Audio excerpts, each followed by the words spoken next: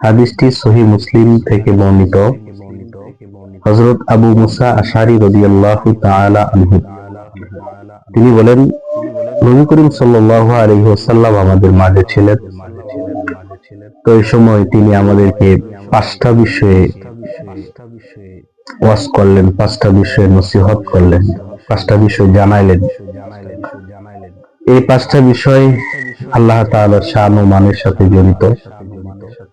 এক নম্বর বিষয় নবীজি আমাদেরকে জানাইলেন যে ইন্নাল্লাহা লা ইয়ানাম, ইন্নাল্লাহা আযজা ওয়া জাল্লা লা ইয়ানাম ওয়া লা ইয়ানবাগি লাহু আইয়ানাম। এক নাম্বার যে আল্লাহ তাআলা ঘুমান না, আর ঘুমানো তার মর্যাদার খেলাফ। মানে প্রথম কথাই বোঝানো হয়েছে যে আল্লাহ তাআলা কখনো ঘুমান না। এমনকি আমাদের আয়াতুল কুরসি জানা আছে অনেকের, এই আয়াতুল কুরসির ভিতরে বলা হয়েছে যে সিনাহ অর্থাৎ আল্লাহ তাআলা ঘুমানো না, এমনকি তার তন্দ্রাও আসে না। আমরা যে তন্দ্রা দেই, একটু ঘুমের ভান আসলে আমরা যে ঝুঁকি দেই, এই তন্দ্রা ভাবও আল্লাহ তাআলা কখনো আসে না।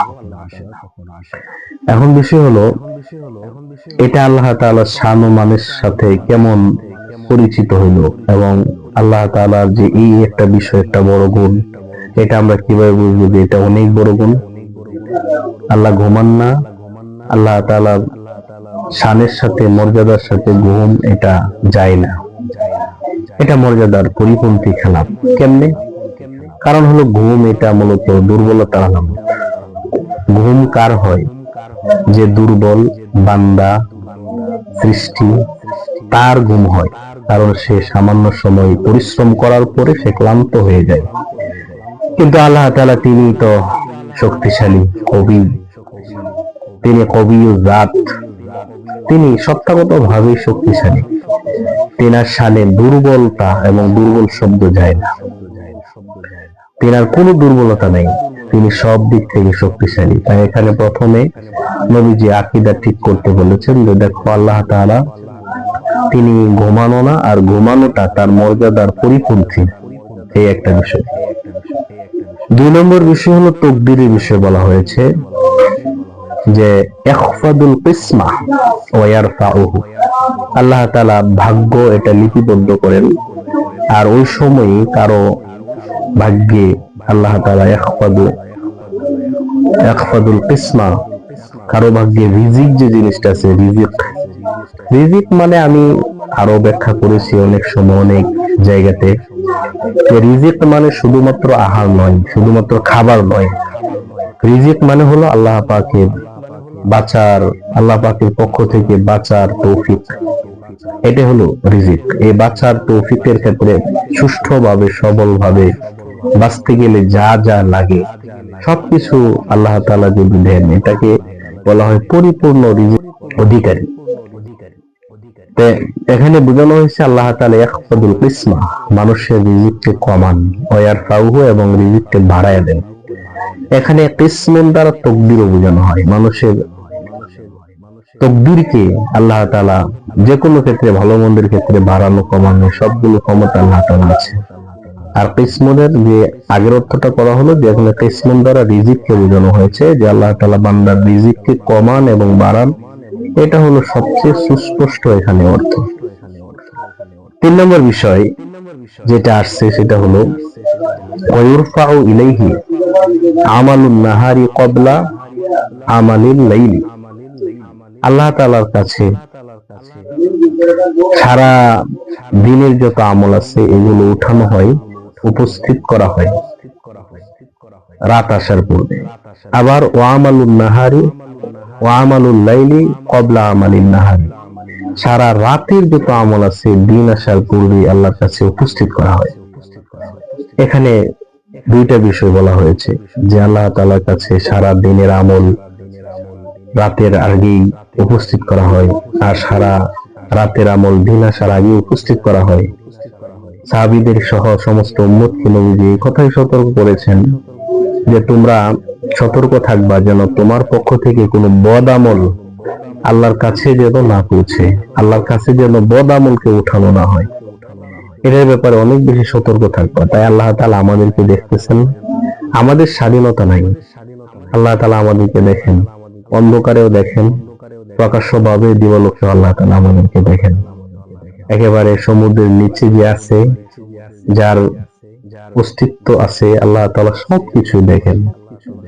অতএব দৃশ্যমান অদৃশ্য যা কিছু আছে সবকিছু আল্লাহ তাআলা দেখেন। এই বিশ্বাস স্থাপনের কথা বলা হয়েছে 3 এবং 4 ব্যাপারে, এবং সতর্ক থাকতে বলা হয়েছে যে তোমার পক্ষ থেকে যেন আল্লাহর কাছে খারাপ কোনো আমল না পৌঁছে।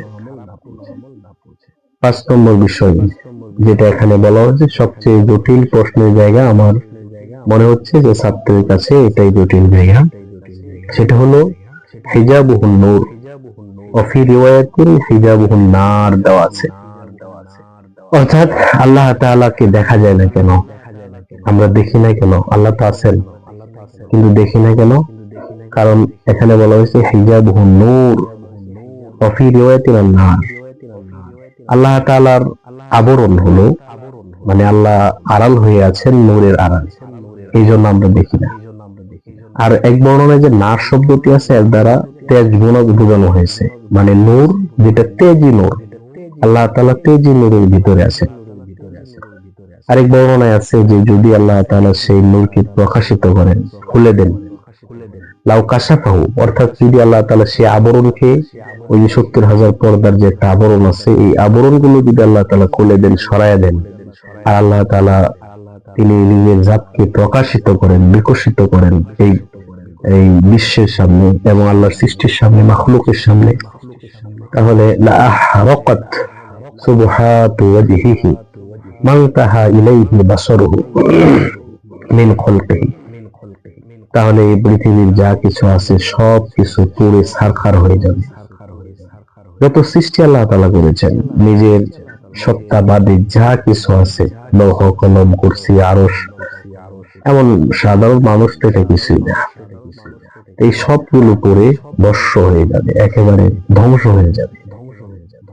এখানে মূল প্রশ্নের বিষয় থাকতে পারে যে আল্লাহ তাআলাকে দেখা যায় না, নূরের পর্দার আড়ালে আল্লাহ তাআলা আছেন, তো আমাদেরকে কিভাবে দেখেন? দেখেন, আমি আগেই বলেছি যে আল্লাহ তাআলার শান ও মানের ক্ষেত্রে সব বিষয় আমাদের বোঝা সম্ভব না। আল্লাহ তাআলার শান এবং মান অনুযায়ী তিনি যেভাবে আছেন, আমাদেরকে নবী যতটুকু জানাইছেন অতটুকুর প্রতি আমাদের বিশ্বাস রাখতে হবে। এটা নিয়ে তদন্ত করতে গেলে আমরা নিজেরা হয়রান হয়ে যাব। দেখেন, আমাদের ঘরের ভিতরে অনেক সময় দেখা যায় মাকড়সার জাল দেখা যাচ্ছে, কিন্তু আমরা খুঁজে পাই না। আরেকজন এসে বলে যে ভাই আপনার তো এই যে ময়লা হয়ে গেছে, মাকড়সার জাল হয়ে গেছে, আবর্জনা হয়ে গেছে, এটা পরিষ্কার করেন না কেন? তার মানে আমরা ঘরে থাকি, ওই ঘরের যে আবর্জনা ওটাও দেখি না।